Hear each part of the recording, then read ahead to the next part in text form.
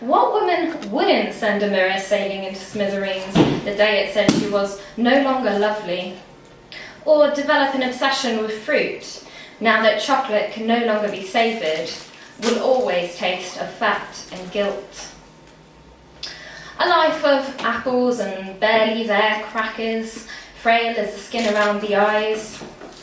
Enough of those hated squares to build a castle of hope in which to spend the days, wondering how those girls in their mini-skirts and navels worn like a badge of youth never seem to feel the cold.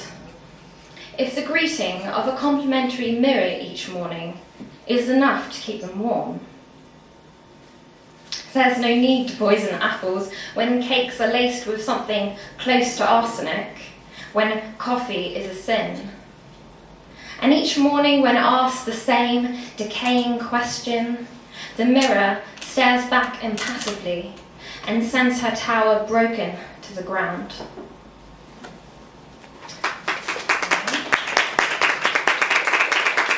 So now we're going to kick off the open mics. All very exciting, all very fresh and new. Do we have a Rowena in the house?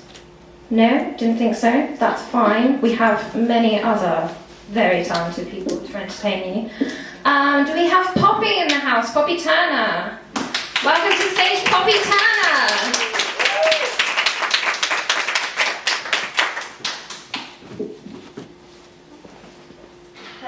Hello. My first poem is called The Grunt.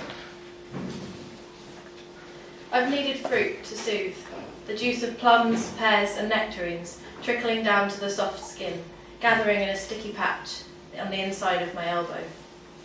I've eaten apples until my teeth got furry, from the first crunch right down to the pips and the gritty bits. I secretly hoped they'd grow a whole tree inside me, put out roots and gently shed the human skin, splitting it into peelable segments that reveal tender bark and tough new green shoots. I've popped berries into my mouth, and tiny flies, and caterpillars too. Now I'm sated, longing for hibernation. I can't go back to normal food. Fish will have to do.